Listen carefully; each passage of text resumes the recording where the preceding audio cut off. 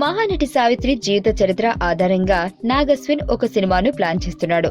ఆ సినిమాకు సంబంధించిన స్క్రిప్ట్ వర్క్ దాదాపుగా పూర్తి కావచ్చింది. ప్రస్తుతం మహానటి పాత్ర కోసం హీరోయిన్ ని ఎంపిక చేసే పనిలో దర్శకుడున్నాడు. మొదట ఈ పాత్ర కోసం ఎంతో మంది హీరోయిన్స్ పేర్లను పరిశీలించారు. అయితే చివరికి సమంత పేరు ప్రముఖంగా వినిపించింది. నాగ్ అశ్విన్ స్క్రిప్ట్ ను బ్రీఫ్ గా నరేట్ చేయడం జరిగింది. ఆ స్క్రిప్ట్ సమంతకు కూడా నచ్చింది. అయితే భారీ పారితోషికం డిమాండ్ చేసినట్లు తెలుస్తుంది. సావిత్రి చిత్రంలో నటించేందుకు సమంత ఏకంగా 1.75 కోట్లను డిమాండ్ చేసిందట.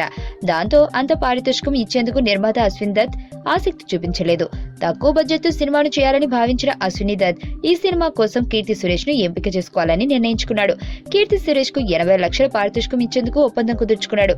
అతి త్వరలోనే పట్టాలెక్కబోతున్న ఈ సినిమాలో గెస్ట్ రోల్స్ లో స్టార్ హీరోలు కనిపించే అవకాశాలున్నాయి. భారీ స్థాయిలో అంచనాలున్న ఈ సినిమా తెలుగుతో పాటు తమిళంలో కూడా విడుదల కానుంది.